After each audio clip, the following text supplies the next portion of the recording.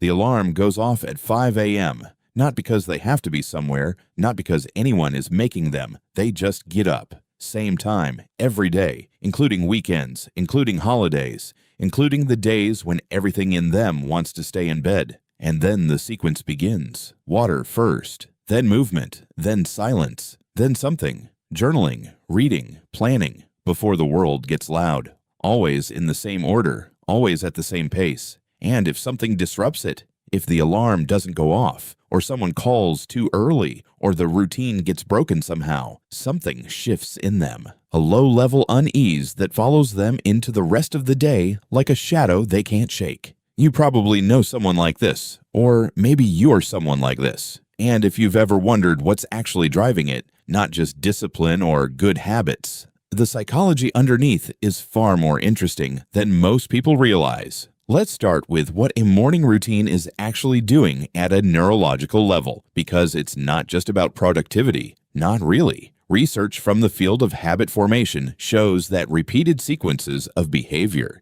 done in the same order, at the same time, in the same environment, gradually move from conscious decision-making to automatic processing. The brain stops spending energy deciding what to do next. It already knows. And that conservation of mental energy in the first hours of the day has a compounding effect on everything that follows. Psychologists call this decision fatigue. The idea that every choice you make, no matter how small, depletes a finite pool of cognitive resources. People who follow strict morning routines have, consciously or not, engineered their mornings to eliminate as many decisions as possible. Before the world asks anything of them, they have already moved through a sequence that requires almost no conscious thought, which means they arrive at the demands of the day with significantly more cognitive bandwidth than someone who woke up and immediately started making choices. But here's where it gets interesting, because for many people who follow strict morning routines, the benefits aren't just cognitive, they're emotional. And this is the part that psychology research finds genuinely fascinating. A morning routine at its core is a form of control. And control, the sense that you have agency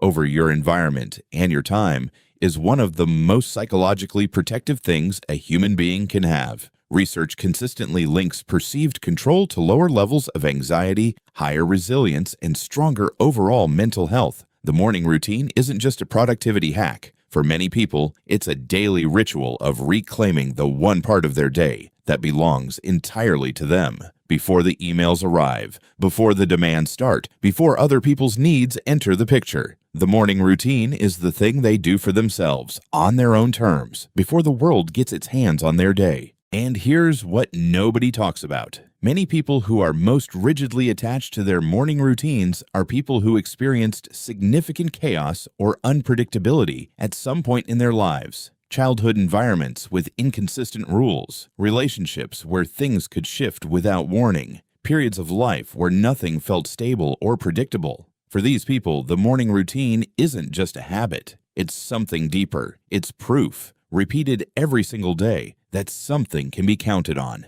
That not everything is uncertain, that they can create order even when the world doesn't offer it. Psychologists who study compensatory control, the tendency to create structure in personal behavior when external circumstances feel uncontrollable, have found this pattern repeatedly. People reach for routine when life feels uncertain, and some of them, having once discovered how protective that routine feels, never let it go.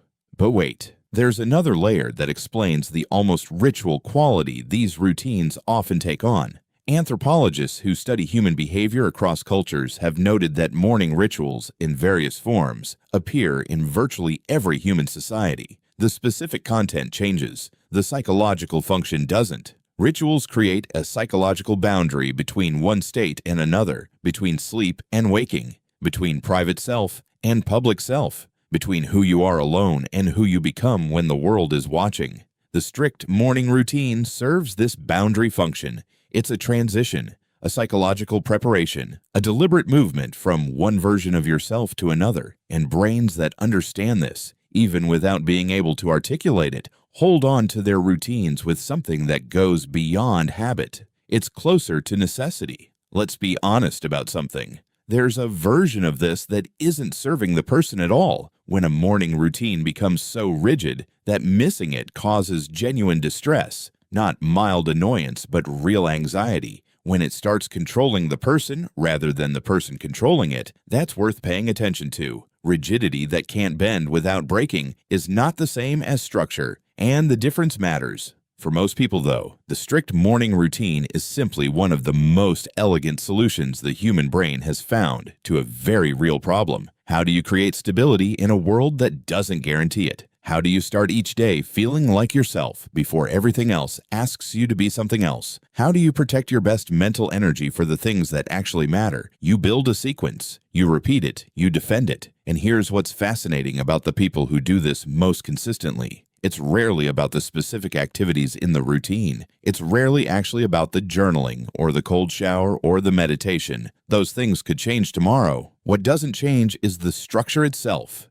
the sequence, the ritual of beginning the day on your own terms. Because what these people have figured out, often through difficult experience, often through periods where they had no control over anything, is that how you start matters, that the first hour of the day sets a tone that echoes through everything that follows, that showing up for yourself first, before anyone else gets the chance to define the morning, is one of the most quietly powerful things you can do. It's not discipline, it's not rigidity, it's not even really about productivity. It's about knowing who you are before the world tells you who to be. If this describes something you've never quite had words for, subscribe to Brain Decoded. And if someone in your life guards their mornings like their life depends on it, now you know why.